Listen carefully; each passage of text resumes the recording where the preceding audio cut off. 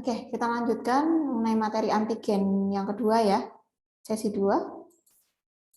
Tadi sampai ke epitop. Epitop itu teman-teman sudah tahu epitop itu apa? Bagian yang bisa direcognize, dikenali oleh sel imun, sel B dan sel T, kemudian bisa bagian yang dapat menginduksi respon imun.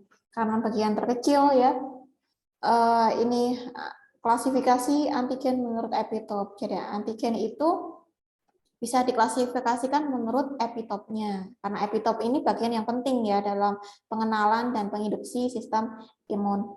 Yang pertama adalah unideterminan dan univalen. Unideterminan dan univalen, berarti satu jenis epitop dan jumlahnya hanya satu. Satu jenis epitop jumlahnya hanya satu. Contohnya adalah hapten. Nah, oleh karena itu hapten kenapa kok nggak bisa menginduksi? Bisa dikenali, tapi kenapa nggak bisa menginduksi respon imun? Karena memang epitopnya hanya satu. Kemudian ada yang unideterminan dan multivalen. Epitopnya satu, unideterminan, tapi jumlahnya banyak, yaitu multivalen. Nah, di sini epitopnya kita asumsikan segitiga, ya segitiga hitam. Di sini jumlahnya banyak. Ya, ini contohnya adalah polisakarida. Kemudian multideterminan dan univalen.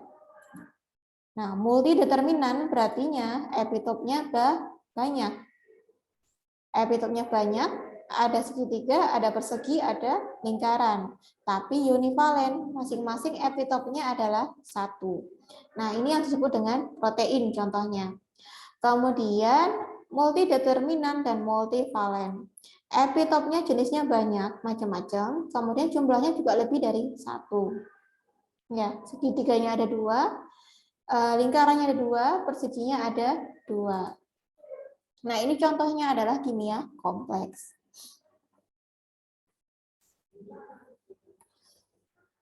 Oke, nah interaksi antara sel-sel imun dan antigen berlangsung pada banyak tingkatan dan kompleksitas antigen yang dicerminkan pada epitopnya. Ya, jadi ada dua jenis epitop. Nah, epitop untuk sel B dan epitop untuk sel T. Nah, sel B dan sel T itu apa? Sel B dan sel T itu adalah sel termasuk sel-sel imun. Epitopnya sel B ini adalah determinan antigenik. Ya, bisa mendeterminasi bahwa antigen itu antigenik yang bisa dikenali oleh sel B. Nah, epitop sel B ini dapat bergabung dengan reseptornya jika molekul antigennya dalam keadaan aslinya. Ya, aslinya nggak terikat dengan apapun gitu ya. Ya, dia datang musuhnya datang dalam keadaan aslinya. Dan musuhnya itu atau antigennya itu yang punya epitop ya, yang punya epitop sekitar 6 atau 7 residu gula atau asam amino panjang. Nah, itu baru bisa sel B menyerang gitu, mengenali dan menyerang gitu ya. Dan epitop sel B ini cenderung hidrofilik dan sering terletak di cekungan dalam struktur protein. Nah, ini misalnya sel B ya, sel B terus ada imunoglobulin sebagai reseptornya gitu ya, pengenalnya, akan ada antibodi yang untuk pengenal oh itu ada zat asing gitu ya. Nah, di sini ada FAB. Nah, di sini ada daerah di mana dia tempat untuk antigen rekognisi. Artinya antigen rekognisi itu apa? Pengenalan antigen. Antigennya berkenalan dulu, dikenal di bagian sini, FAB sini. Nah, antigennya kan ini kan besar tuh, ruwet tuh, rantainya banyak. Tapi ada beberapa daerah ya tadi ya, beberapa lokasi atau penggalan rantai yang menjadi epitop, yaitu di daerah yang warna orange ini. Oke. Nah, ini epitopnya yang di orange ini. Kan nggak semuanya yang jadi epitop ya. Kemudian epitop sel T. Nah, epitop sel T ini mengenali asam amino dalam protein. Jadi dia tidak mengenali polisakarida atau antigen asam nukleat. Jadi kalau musuhnya dia tidak kenal musuh dalam bentuk polisakarida dan asam nukleat, tapi dia hanya mengenal musuhnya dalam bentuk asam amino dalam protein. Inilah alasannya mengapa kok polisakarida dianggap sebagai antigen T independen. Antigen yang tidak tergantung pada sel T gitu ya. Jadi proses pembasmiannya itu tidak tergantung dengan sel T. Kemudian protein ini disebut dengan antigen T dependent, di mana proses pengenalan dan pembasmiannya itu dia tergantung pada tentara sel T. Nah, urutan utama asam amino dalam protein itu menentukan determinan antigenik yang bisa dikenali oleh sel T. Nah, secara umum epitop antigen atau musuhnya tadi oleh yang bisa dikenali sel T itu adalah kecil dan panjangnya hanya 8 sampai 15 asam amino. Jadi beda-beda ya musuhnya si sel T sama musuhnya si sel B. Mereka di antara dua sel tersebut mengenal musuhnya beda-beda. Gitu ya. Yang namanya tentara kan bagi-bagi tugas lah ya. Kalau sel B itu membasmi antigen yang tadi polisakarida, ya polisakarida dan apa namanya? Asam amino. Kalau sel T dia lebih ke asam amino dalam protein. Kemudian ya ini klasifikasi epitop menurut ketergantungan sel T ya. Dia tidak tergantung dengan sel T, misalnya lipopolisakarida. Jika musuhnya dalam bentuk lipopolisakarida, saya bilang musuh di sini antigen ya, zat asing. Jika zat asingnya dalam bentuk lipopolisakarida, dextran, vagelin, polimer bakteri, dia tidak tergantung pada sel T. Yang tergantung pada sel T siapa untuk pembasmian tentaranya sel T ini? Itu adalah antigen protein. Nah, kenapa kok disebut dengan T dependent? Ya, memerlukan pengenalan oleh sel T dan sel B terlebih dahulu. Kalau T independen tidak butuh bantuan sel T, jadi tentara sel T-nya nggak bantu gitu ya. Karena nggak ngenalin dia cara bantunya gitu. Oke, peptida bebas tidak dikenali oleh sel T. Sedangkan kompleks molekul Sedangkan kompleks molekul MHC dengan peptida dikenali oleh sel T. Nah, bedanya tadi ya, bedanya kalau sel B, antigennya datang, musuhnya datang dalam keadaan aslinya. Nah, ini bedanya ini kalau sel T ini antigennya ini harus terikat dengan MHC dulu, baru tentara sel T ini bisa mengenali. Nah, di sini nih MHC. Ya, di sini ada MHC, peptidanya terikat di sini, baru dia dikenali oleh reseptornya sel T. Ya, dia ditumpangi dulu. Baru dia bisa dikenali oleh sel T sebagai musuh atau antigen. Kalau yang tadi kan aslinya, yang dalam bentuk aslinya sudah dikenali, kalau ini belum bisa dikenali kalau belum ditempeli oleh MHC. Jadi peptida ini untuk menjadi imunogenik pada individu tertentu, maka individu tersebut harus punya MHC untuk mengikatnya. Jadi tubuh kita punya MHC untuk peptida tertentu. Nah, peptida tertentu itu harus terikat dengan MHC kita agar bisa bersifat imunogenik. Oke, kita akan belajar mengenai bermacam antigen ya. Antigen spesies specificity. Jadi spesifitas dalam satu spesies gitu.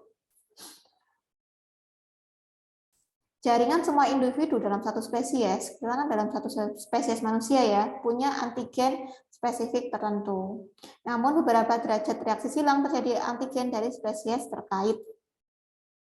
Nah, spesifitas spesies ini menunjukkan hubungan filogenetik. Filogenetik itu turunan. Ya. Oleh karena itu kenapa kok alergi itu cenderung penyakit turunan ya? Penyakit turunan karena antigen itu spesifik ya pada individu yang spesifik karena terjadi reaksi silang gitu antara antigen dengan spesies terkait.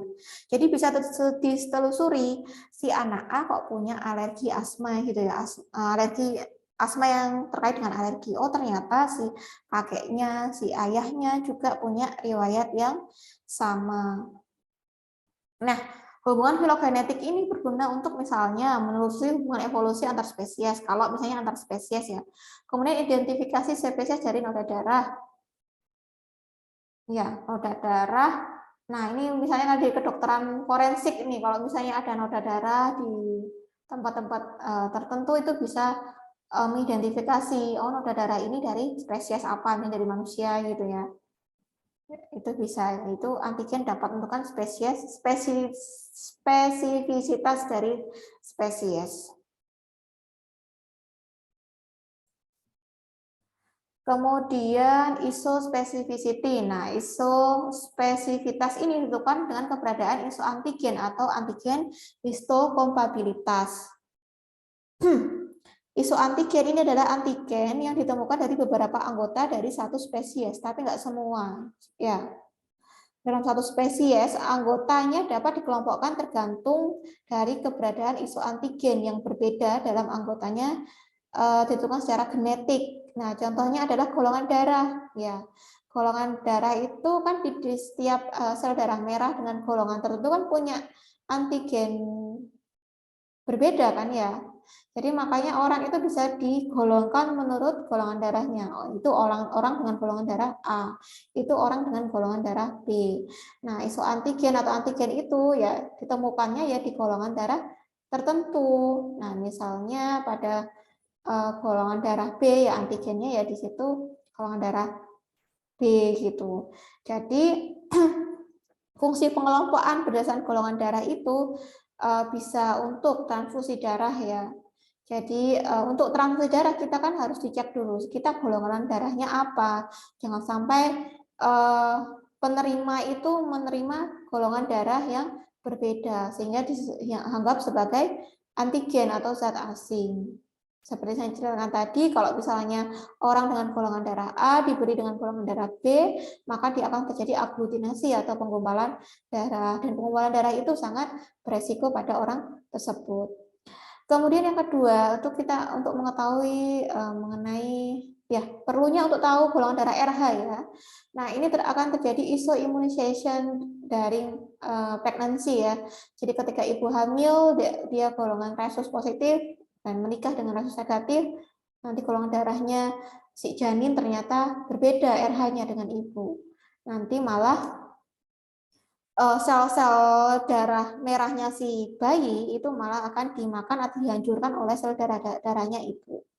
Jadi pada kondisi yang terjadi pada ketika protein darah wanita hamil tidak sesuai dengan protein bayi, menyebabkan sistem kekebalannya bereaksi, kekebalannya si ibu bereaksi dan menghancurkan sel darah bayi. Karena akan mengenal sel darah bayinya itu sebagai antigen atau zat asing, maka akan dihancurkan. Nah, di sini terjadi ketika golongan darah rhesus ibu sama anak berbeda. Nah, ketika berbeda ini, sel darah merahnya si bayi akan dihancurkan oleh sel darahnya si ibu. Nah, ketika dilahirkan cenderung tidak akan bertahan lama hidupnya. Kemudian antigen histokompatibilitas. Nah, antigen histokompatibilitas ini adalah penentu secara spesifik untuk setiap individu. Ya, kita sama-sama manusianya dalam satu spesies, tapi secara genetik kita beda. Antigen ini kok bisa beda? Bisa dikaitkan dengan membran plasma sel. Contohnya adalah HLA. HLA ini adalah Human Leukocyte Antigen. Nah, ini adalah salah satu antigen histokompatibilitas utama yang menentukan penolakan ketika terjadinya transplantasi organ. Ya, ketika mau donor organ, kita mau transplantasi jantung, ginjal, dan lain-lain, tentukan dulu orangnya HLA-nya itu sesuai atau tidak. Penentuan HLA di suatu organ ini sangat penting sebelum jaringan organ itu ditransplantasikan dari individu ke individu lain.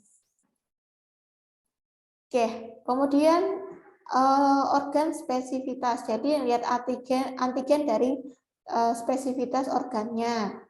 Nah, antigen tertentu ini dari organ atau jaringan antigen spesifik organ.